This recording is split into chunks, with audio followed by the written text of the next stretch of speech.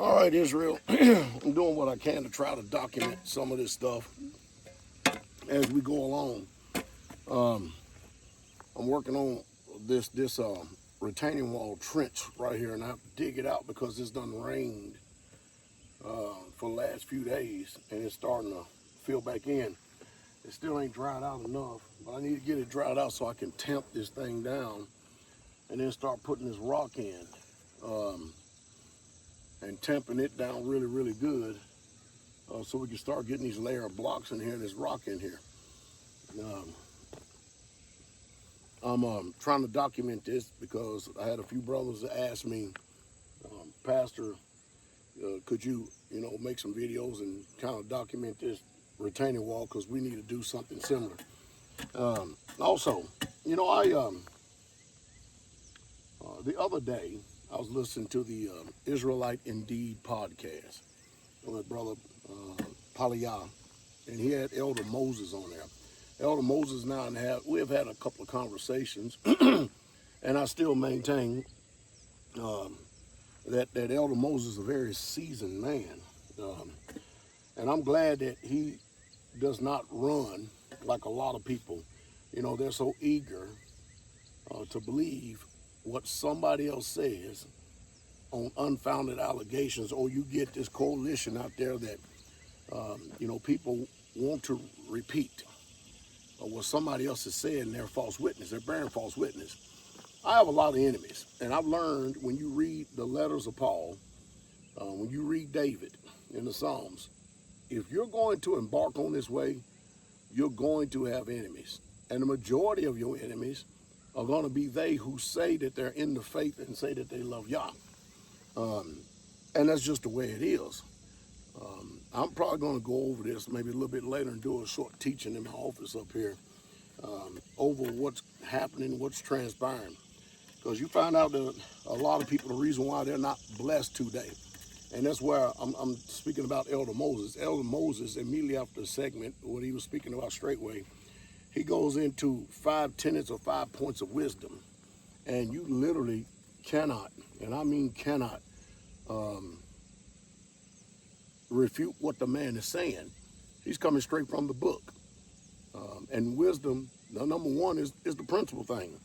And then he goes into speaking about how that when, you have wisdom, you prepare. And he also touched on in the end the parable of the 10 virgins, the 5 wise and the 5 foolish.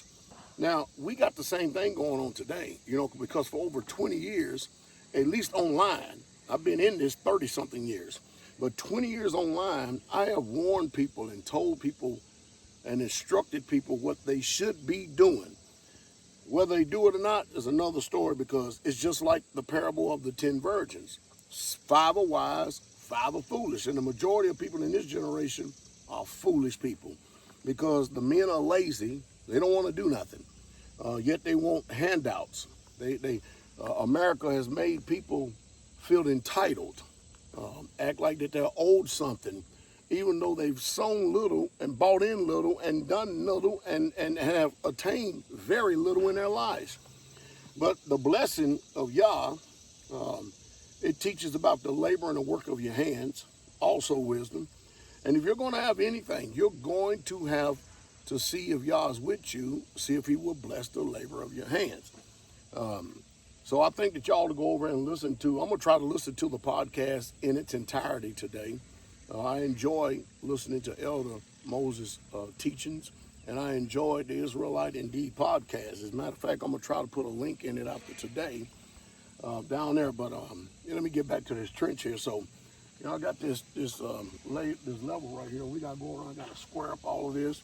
And I got to hope that if it rains again before I can actually get it all tamped down and all the rock in, and I'll show y'all a short little video of what I got to deal with and have to clean up, and then I'll show you the afterwards. But it's still wet and muddy right there. I still got to get it down that level and get it tamped today. That's what I'm going to be working on today, and be the Father's will if I can get some, some rock in here, man. That'll be nice. That'd be wonderful. I can get some rock in here. I got to get that word out of my vocabulary. Glory to the King. Anyway, hey, I'm going to get to work here. because I can't get this done by making videos, even though I try my best to come in here and give you a little bit of knowledge of what we're doing. Well, as you can see, I got this whole trench I got to clean out, and I really got to clean it out in order to get this tampering here and do it right. All right, we got high spots right here. We got to get them out of here, going off into the mountain, and all this dirt right here is going to be tapered away, and more likely this field is going to end up going in here. But I got to get all this cleaned out real quick before we can go any further. Can't go any further until this is cleaned out, tamped, and then we start bringing the rock into level as we go. Okay, so as you can see right now, I've been digging out this thing for quite a while. Probably about a couple hours between the last video, and it's still a little damp, but what we're going to do is we're going to put about 2 or 3 inches of rock, and we're going to go get that, what's that thing called? It's not a jackhammer, but it's a tamper. We're going to use that, and we're also going to get the other one. I hope it's wide enough, the compactor, and we're going to try to at least obtain somewhere within an inch of grade while we tamp down a couple of inches of rock into this soil. Then we have to put some fabric in the actual trench itself to help it maintain and not sink any further, and it can cause the wall to sink within itself. So there's a method to the madness. There's a lot that's going on right now. And like I said, I'll try to stop periodically and let you see exactly what we're doing, what I'm doing right now. In fact, I need to go up here and get a couple of wheelbarrows, as well as that tamper. I can't figure out if I want to start that in and work this way, or work this in and work that way. I don't know. I'll figure it out here before long. I'll keep you posted. By the way, you need one of these. You ain't gonna be able to do all this without this. I've been using this ever since we had the backhoe and the skid steer out here, and the mini excavator. It's hot out here today too. All right, so now Israel is bringing in the whacker. That thing's heavy as I don't know what. You need some help? I think I have it right now. Yeah, to get you in this trench, huh? Yes, sir. You know what the wheelbarrows are? I believe we have maybe 1 or 2 by those connectors. I'll go look. You sure we only got 1 or 2? Yeah, that's the last time I saw them. Okay. Good ones?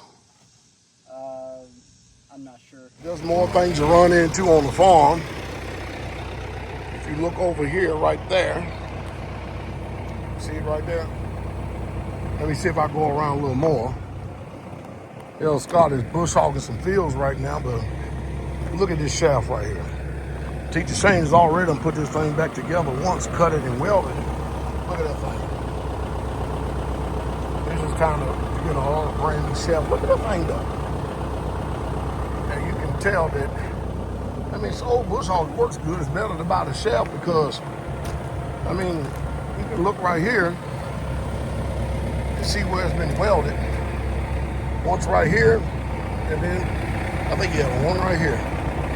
It's time to replace the shaft because we need this thing. We need this thing, we need this thing.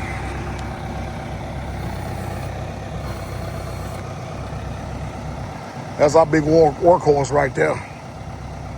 That's our big one.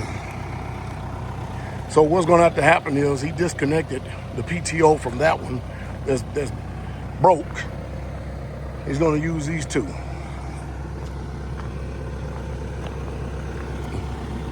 You won't come up?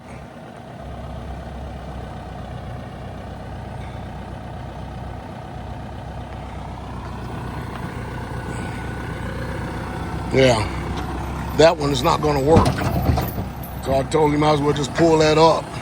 When you get down there, I don't think that PTO is gonna go nowhere, and leave that one up and just cut with the other 2. Yeah, when you transport, you have to be transporting them in this configuration. And look, we already have replaced one of those cylinders right there. It's up. You know what? I'm probably just gonna have them go ahead and replace that one too. You can see that one, brand new, has been replaced. You got to get that one replaced too. And so that we don't have nothing to worry about going on down the line. This lift we put on the front of it with that spike right there, which is interchangeable with quite a few things. But you definitely need one of these. If you're going to be on the farm, you need a big tractor like this. Ain't no doubt about it. Anyway, I got to get back over here on this ditch. All right, had to run to town here for a second and pick up some single wheelbase wheelbarrows, smaller ones. And they ain't gonna look like that by the time we get finished with them. Because right there we got 60 something tons of rock. We got another truck already on its way today. And we gotta shoot these azimuths right there. There's the whacker right here. We're gonna start with that compaction. That looks a little high right there because, you know, the wall curves this way up in here. And of course, all this dirt right here is going to be gone because it's going to be going off into this part of the wall along with the rock. I'm telling you, it's hot as I don't know what out here. My shirt